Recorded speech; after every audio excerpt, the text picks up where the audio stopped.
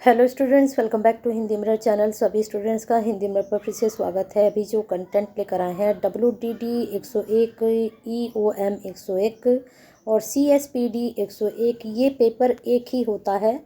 अगर आपके पास WDD 101 है तो तब भी यही होना है, EOM 101 है तब भी यही होना है और CSPD 101 है तो तब भी यही होना है।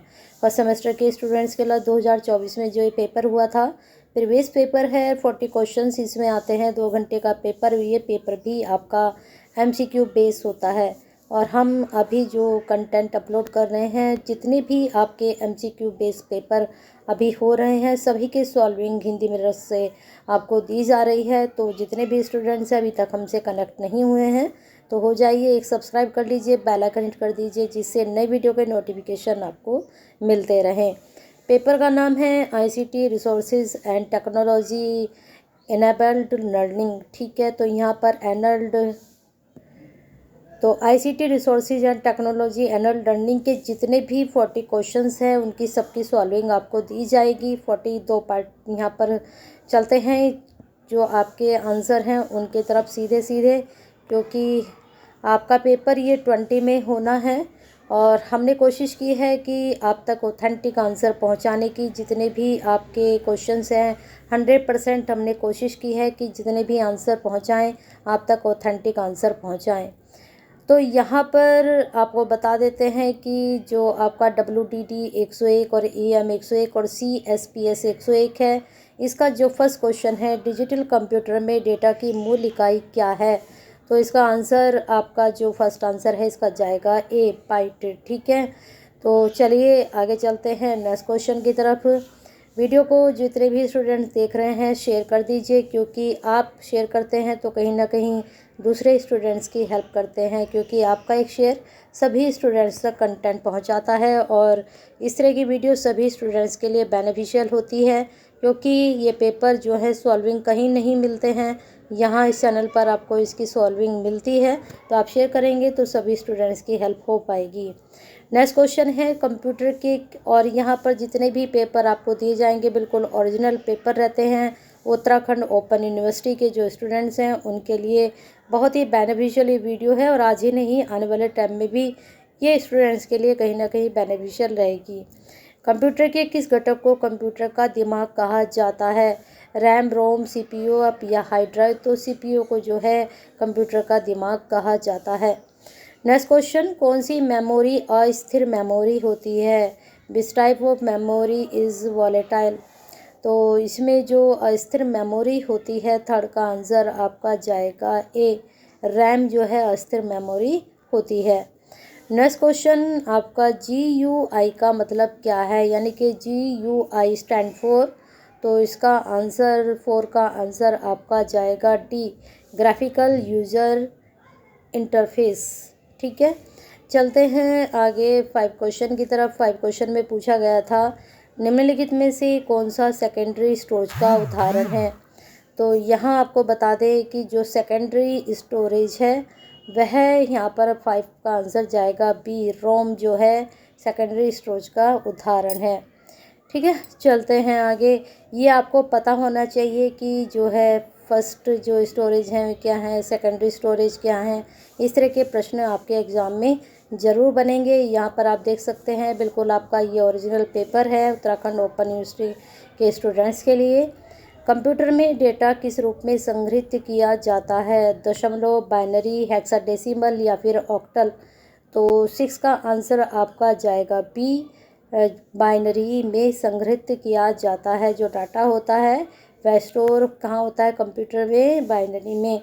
नेक्स्ट क्वेश्चन आपका EEPROM का क्या मतलब है? तो यहाँ पर आंसर जो है काफ़ी लेंदी है। तो 7 का आंसर बिल्कुल देखिए, थोड़ा सा मैं कन्फ्यूजन भी दूर कर देती हूँ आपका।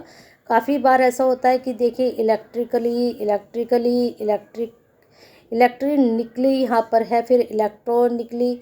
तो यहाँ पर देखिए कितना कन्फ्यूजन क्रिएट किया गया है। यहाँ पर सिर्फ इलेक्ट्रिकली है, यहाँ पर इलेक्ट्रॉनिकली है।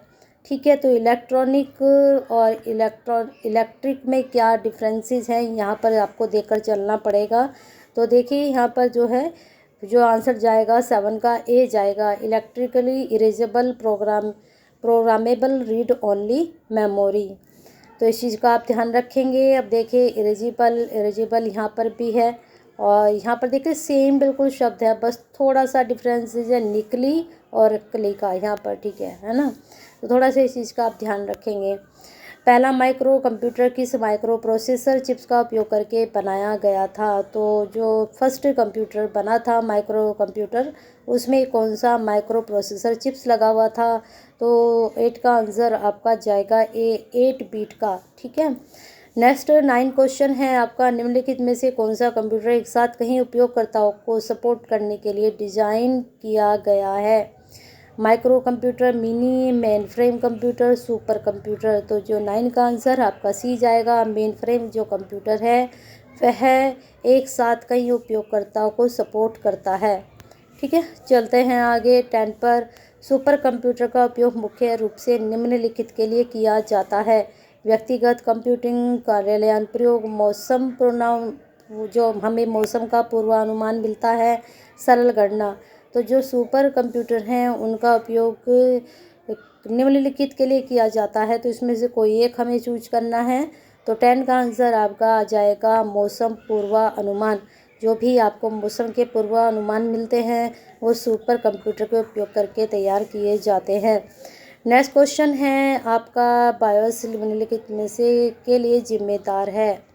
तो एप्लीकेशन सॉफ्टवेयर चलाना, basic input output system function, RAM का प्रबंधन करने के लिए, एंटीवायरस सुरक्षा के लिए। तो 11 का आंसर आपका जाएगा basic input output system function, ठीक है। चलते हैं आगे 12, निम्नलिखित में से कौन इनपुट डिवाइस नहीं है? Keyboard, mouse, monitor, scanner. तो देखिए इनपुट डिवाइस पूछा गया है, आउटपुट नहीं पूछा गया है। डिवाइस नहीं है, इनपुट डिवाइस नहीं है। तो कीबोर्ड जो है वो आउटपुट है, माउस भी आउटपुट है, स्कैनर भी आउटपुट है, लेकिन जो मॉनिटर है वह क्या है? तो जो आपका मॉनिटर है वो इनपुट डिवाइस नहीं है।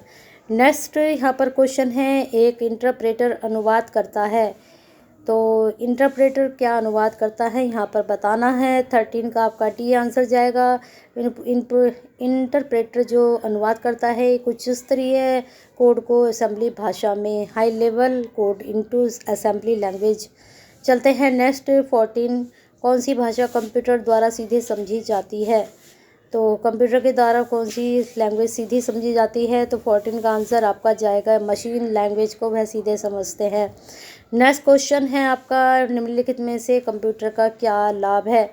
एक समय में केवल एक ही कार्य कर सकता है, धीमी प्रोसेसिंग गति, मानवीय हस्तक्षेप की आवश्यकता होती है, बड़ी भंडारण क्षमता। तो सबसे पहले जब अगर हम देखेंगे तो कंप्यूटर का मोस्टली जो हमें लाभ है बड़ी भंडारण क्षमता के लिए है। यहाँ पर हम काफ़ी चीज़ें स्टोरेज करके रख सकते हैं। नेक्स्ट क्वेश्चन आपका 16, ICT का क्या अर्थ है? What does ICT stand for? तो जो आपका 16 का आंसर जाएगा वह जाएगा B, information and communication technology, सूचना और संचार प्रौद्योगिकी। दोनों आपको पता होने चाहिए, हिंदी में भी और इंग्लिश में भी, ठीक है। चलते हैं 17 की तरफ। 17 में क्वेश्चन पूछा गया था, निम्नलिखित में से कौन सा शिक्षा में ICT का लाभ नहीं है? नहीं पे आपको विशेष ध्यान देना है। जहाँ पर नहीं वाले क्वेश्चन होता है थोड़ा कन्फ्यूजन यहाँ पर क्रिएट हो जाता है, तो इसको थोड़ा सा आपको क्लियर करके चलना है। तो 17 का आंसर आपका जाएगा बी, जुड़ाव में वृद्धि। बाकी देखिए सीखने के अनुभव में वृद्धि होती है ICT से, प्रशासनिक कार्यभार में कमी होती है, भौतिक पुस्तकों के उपयोग में वृद्धि होती है, ठीक है। तो लेकिन जुड़ाव में वृद्धि नहीं होती है। चलते हैं आगे, बार कोड पढ़ने के लिए किस डिवाइस का उपयोग किया जाता है? MICR का, OCR, बार कोड रीडर या फिर OMR। इन सब की आपको फुल फॉर्म भी पता होनी चाहिए, कहीं से किसी भी तरह का भी क्वेश्चन आपसे पूछा जा सकता है। तो 18 का आंसर आपका जाएगा सी, बार कोड रीडर।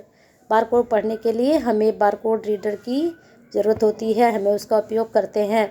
19 का क्वेश्चन पूछा गया था, OER ओपन एजुकेशन रिसोर्सेज का मुख्य उद्देश्य क्या है? जैसे कि आप जो UOU से आप पढ़ रहे हैं तो ये भी एक ओपन एजुकेशनल रिसोर्सेज है आपका, लेकिन इसका जो उद्देश्य है, इसका पर्पज़ क्या है, ये यहाँ पर पूछा गया है। तो आपको मुझे लगता है पता होना चाहिए। वाणिज्य लाभ बिल्कुल नहीं, प्रतिबंधित पहुंच बिल्कुल नहीं, निजी शैक्षिक उपयोग नहीं। इससे क्या होता है, जो शैक्षिक संसाधन होते हैं वह आप खुली और मुफ्त पहुंच, मुफ्त तो खैर नहीं है, लेकिन कम पैसों में आपको ज़्यादा यहाँ पर चीज़ें मिल जाती हैं, आपको फ्री बुक्स मिलती हैं और आप आराम से अपनी पढ़ाई भी कर सकते हैं। तो ओपन संसाधनों तक खुली और मुफ्त पहुंच होती है। ठीक है, चलते हैं 20 किस प्रकार की मेमोरी को सामान्य रूप से उपयोग की जाने वाली वोल्टेज से अधिक वोल्टेज के साथ पुनः प्रोग्राम किया जा सकता है। जो आपके आईसीटी के क्वेश्चंस होते हैं उनको थोड़ा ध्यान से अगर आप समझेंगे तो एक ही क्वेश्चन से कई सारे क्वेश्चंस जुड़े होते हैं। तो अगर आप एक भी क्वेश्चन को ध्यान से नहीं देखेंगे तो दूसरे क्वेश्चंस को भी आप नहीं कर पाएंगे। और अभी तक 20 क्वेश्चन में आपने देखा होगा कि हर क्वेश्चन एक दूसरे से कनेक्टेड है। तो यहाँ पर बताना है कि किस मेमोरी के सामान्य रूप से उपयोग करने पर की जाने वाली वोल्टेज सामान्य रूप से तो अधिक वोल्टेज के साथ पुनः प्रोग्राम किए जा सकते हैं। तो 20 का आंसर आपका जाएगा डी, ई प्रॉम्प्ट का। ठीक है, तो ये 20 क्वेश्चंस आपको मिल चुके हैं WDD 101 एवं 101 और CSPD के 24 का ये पेपर आपको मिल चुका है। 21 में आपके साथ मिलते हैं नेक्स्ट वीडियो में। तब तक लाइक करते रहिए और शेयर करते रहिए।